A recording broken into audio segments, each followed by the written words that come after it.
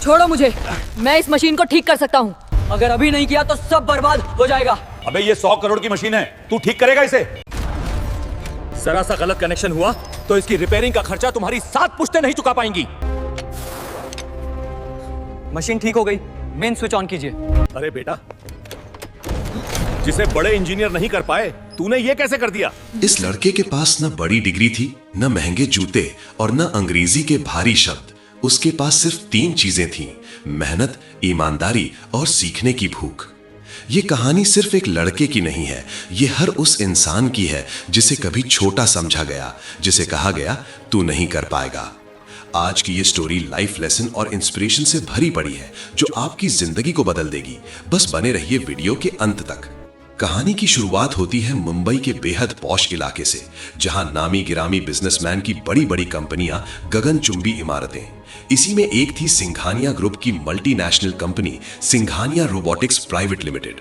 ये वही कंपनी थी जिसने भारत को आर्टिफिशियल इंटेलिजेंस और इंडस्ट्रियल ऑटोमेशन की दुनिया में नई पहचान दी थी। दुनिया के कई देशों में इसकी मशीनें काम कर रही थीं। साल 2025 का अगस्त महीना था। मुंबई की इलेक्ट्रॉनिक सिटी में वो सुबह कुछ अलग थी। आम दिनों में जहां तकनीकी कंपनियों के बाहर कॉफी की खुशबू, कारों की कतारें और कर्मचारियों की हंसी गूंजती रहती थी, उस दिन सिंघानिया रोबोटिक्स कंपनी में एक अजीब सी खामोशी पसरी हुई थी। माहौल तनाव से भरा था। पिछले 10 दिनों से कंपनी का सबसे अहम और सबसे महंगा प्रोजेक्ट पूरी तरह बंद पड़ा था। 120 करोड़ की लागत से बनी हाइड्रोलिंक H9100 नाम की विशाल ऑटोमेशन मशीन, जो पूरे प्रोजेक्ट की रीढ़ थी, अचानक ठप हो गई थी।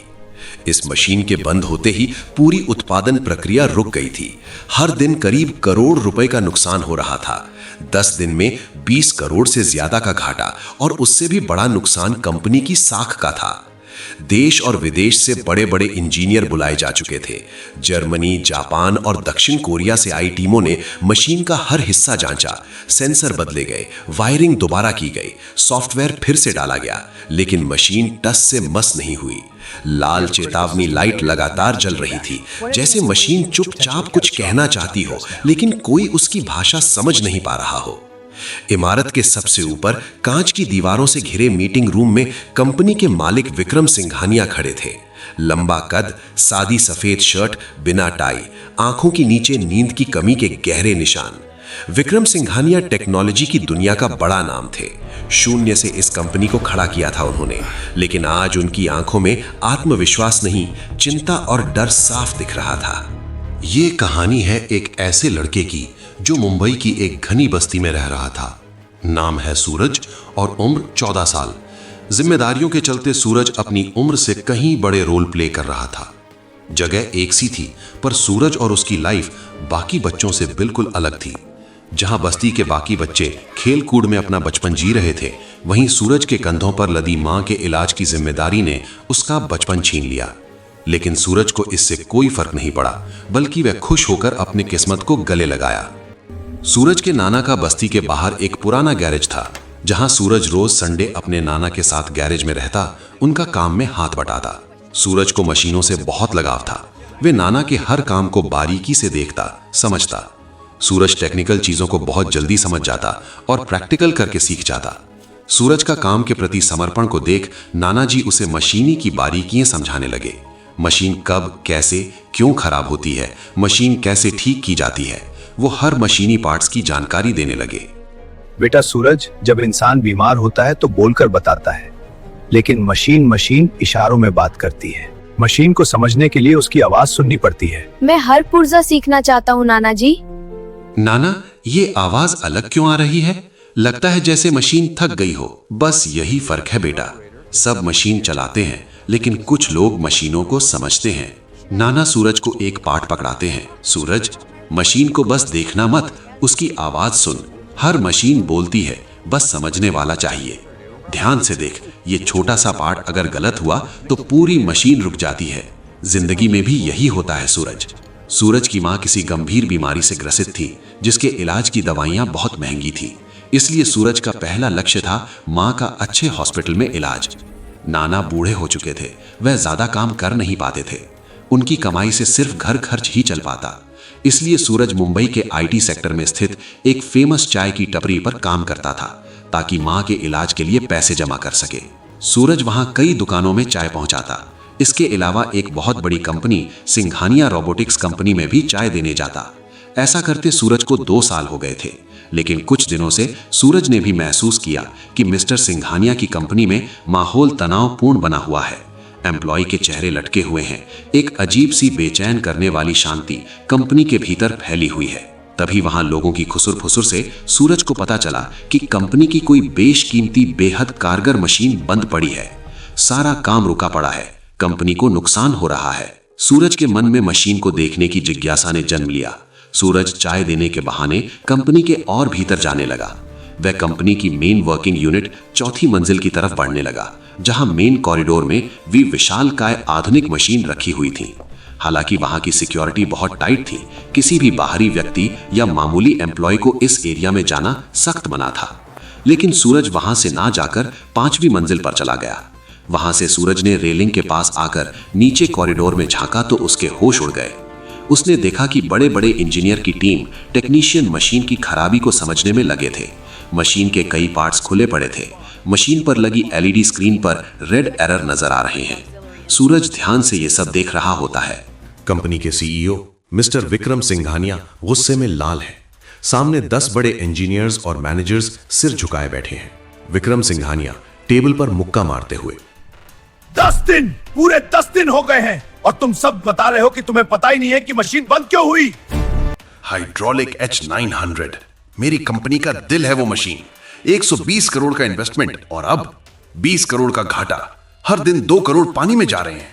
मेरे क्लाइंट्स कॉन्ट्रैक्ट कैंसिल कर रहे हैं। मार्केट में मेरी साख मिट रही है और तुम लोग यहां मूर्ति बनकर बैठे हो। तभी चुप्पी टूटती है। प्रोजेक्ट हेड मिस्टर वर्मा कांपती आवाज में, सर हमने जर्मनी के सब नॉर्मल दिखा रहा है, समझ नहीं आ रहा कि मैकेनिज्म लॉक क्यों हुआ है। शायद मदरबोर्ड में। विक्रम सिंघानिया सख्ती के साथ गंभीर शब्दों में, शायद?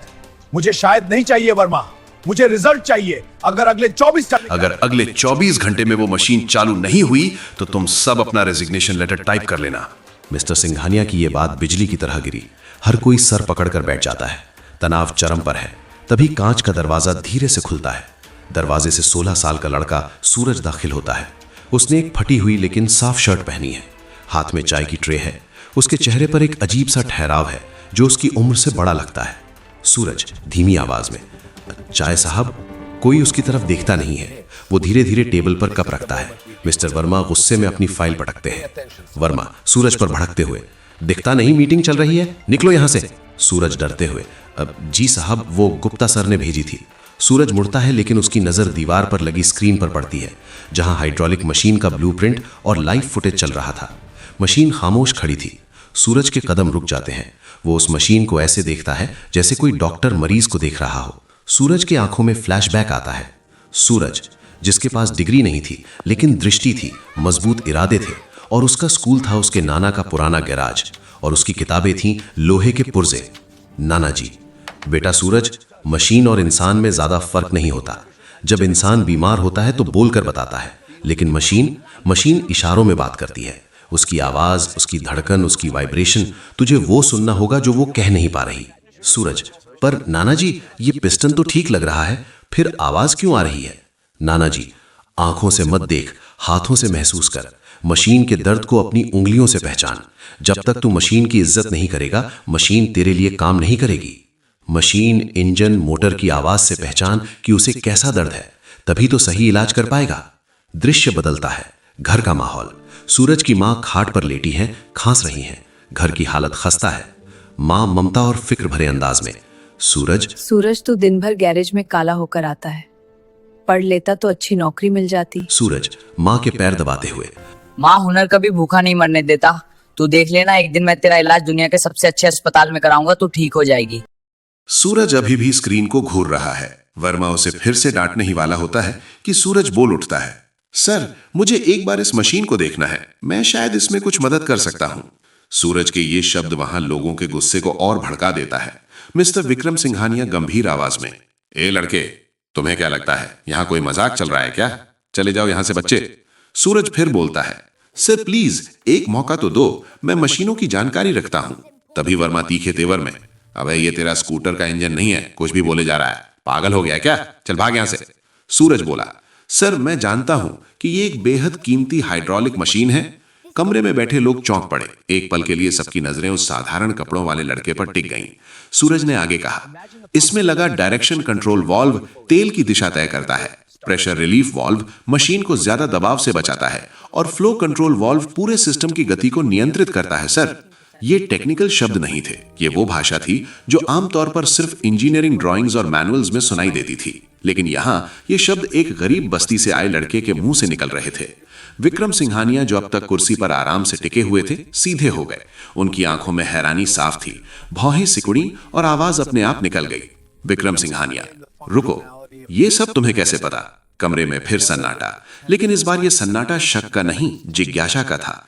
विक्रम सिंघानिया ने कुर्सी से उठते हुए कहा, चलो मशीन के पास चलते हैं। मीटिंग रूम का दरवाजा खुलता है, सभी लोग बाहर निकलते हैं। लंबे कॉरिडोर से होते हुए एक विशाल वर्कशॉप में कदम रखते हैं, जहां वही हाइड्रोलिक मशीन खामोशी से खड़ी है। मशीन के पास पहुंचते ही सूरज की चाल बदल जाती है। अब वो इंटरव्यू देने वाला लड़का नहीं था, अब वो अपने क्षेत्र में खड़ा इंसान था। वो बिना झिझके मशीन के पास जाता है, हाथ से एक वॉल्व की ओर इशारा करता है। सर, दिक्कत यहां है, जब फ्लो कंट्रोल सही से काम नहीं करता तो प्रेशर बढ़ता है और फिर पूरी मशीन लॉक हो जाती है। विक्रम सिंघानिया की आंखों में अब शक नहीं था, अब वहां सम्मान उभरने लगा था, क्योंकि उस पल उन्हें समझ आ गया था, ये लड़का किताबों से नहीं पढ़ा था, ये लड़का मशीनों के साथ जिया था। सूरज ध्यान से पूरी मशीन को कुछ देर देखता है, हर पार्ट्स को करीब से निहारता है। वो मशीन को कई दफा ऑन करता और बंद कर देता, कोई समझ नहीं पा रहा था ये कर क्या रहा है। फाइनली सूरज अपने आप से, आवाज हवा की नहीं, वैक्यूम की है। वॉल्व नंबर 4 पर दबाव नहीं, खिंचाव पड़ रहा है। पूरा कमरा सन रह जाता है। विक्रम सिंघानिया के कान में ये बात पड़ती है। विक्रम सिंघानिया, क्या कहा तुमने? सूरज सकपका जाता है, उसे होश आता है कि वो कहां खड़ा है। कुछ नहीं साहब, बस वो मशीन मैं रोज देखता हूं जब चाय देने प्लांट में जाता हूं। वर्मा व्यंग से हंसते हुए, लो भाई, अब चाय वाला हमें इंजीनियरिंग सिखाएगा। अरे ओ छोटू, ये चाय की टपरी नहीं है, ये 120 करोड़ की मशीन है। तू जाकर ग्लास धो। बाकी इंजीनियर भी हंसने लगते हैं। यह हंसी सूरज के दिल पर हथौड़े की तरह लगती है। ये वही हंसी थी जो दुनिया उस पर और उसकी गरीबी पर हंसती थी। हिम्मत जुटाकर थोड़ी ऊंची आवाज में, साहब अगर इजाजत हो तो एक बात बोलूं? मशीन के तीसरे चेंबर के नीचे जो हाइड्रोलिक पाइप है वो सांस नहीं ले पा रहा है। उसका रिटर्न वॉल्व जाम नहीं है, बल्कि उल्टा लगा है, या उसमें एयर लॉक है। मशीन हम की आवाज नहीं कर रही, वो घुटन की आवाज कर रही है। हंसी रुक जाती है। वर्मा का चेहरा लाल हो जाता है। तेरी हिम्मत कैसे हुई? तू एक अनपढ़ गवार हमें? सिक्योरिटी, इसे बाहर फेंको। सूरज विक्रम की आंखों में सीधे देखते हुए, साहब मेरी मां अस्पताल में है, मुझे पैसों की जरूरत है, झूठ बोलकर अपनी नौकरी नहीं गंवाना चाहता। मैंने नाना जी के साथ बहुत मशीनें खोली हैं, बड़ी मशीन हो या छोटी, सिद्धांत वही होता है। 10 दिन से मशीन बंद है, 10 मिनट मुझे दे दीजिए, अगर ठीक नहीं हुई तो जो सजा देंगे मंजूर है। माहौल में तनाव और भारी हो जाता है। वर्मा सूरज का कॉलर पकड़ने आगे बढ़ता है। रुको वर्मा। विक्रम अपनी कुर्सी से उठता है और सूरज के पास आता है। वो सूरज के कपड़ों को, उसके ग्रीस लगे नाखूनों को और उसकी आंखों में जलती हुई उम्मीद को देखता है।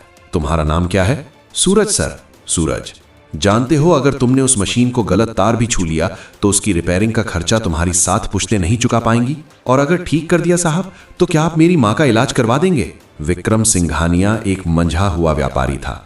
उसने जुआरी की तरह सोचा। 20 करोड़ का नुकसान हो चुका था। लड़के की आंखों में डर नहीं, विश्वास था। वर्मा, इसे फ्लोर पर ले जाओ, इसे मशीन के पास जाने दो। लेकिन सर, ये पागलपन है, ये लड़का। विक्रम कठोरता से, तुम्हारे पीएचडी वाले इंजीनियर 10 दिन से मक्खियां मार रहे हैं। मुझे मशीन चलती हुई चाहिए, चाहे वो कोई साइंटिस्ट करे या चाय वाला। ले जाओ इसे। अब ये बच्चा मशीन ठीक करेगा? मुझे समझ नहीं आ रहा सिंघानिया साहब, इस चाय वाले से ये सब क्यों करा रहे हैं? इसे क्या ही पता है इस मशीन के बारे में? दिमाग खराब हो गया है? हाँ यार, ये बड़ा अजीब दृश्य है। लगता है सिंघानिया साहब का दिमाग फिर गया है। कोई इसे बेवकूफी कह रहा था तो कोई इसे लापरवाही, लेकिन हर किसी का मन उस जिज्ञासा से भी भरा था कि ये लड़का कैसे करेगा। सबकी निगाहें सूरज की हर एक्टिविटी पर टिकी हुई थीं। वर्मा, देख ली मशीन, अब फोटो खींच और निकल यहां से, हमारा टाइम बर्बाद मत कर। सूरज, टूल्स दीजिए। एक वर्कर धम से टूल्स का भारी बॉक्स सूरज के सामने पटकता है। सूरज नीचे झुकता है। उसने अपनी आंखें बंद की। उसे नाना जी की बात याद आई। शोर को भूल जा, मशीन की खामोशी को सुन। सूरज अपना हाथ एक मुख्य पाइप पर रखता है। उसे एक बहुत ही मामूली न के बराबर वाइब्रेशन महसूस होती है। जो सेंसर नहीं पकड़ पा रहे थे वो सूरज की उंगलियों ने पकड़ लिया।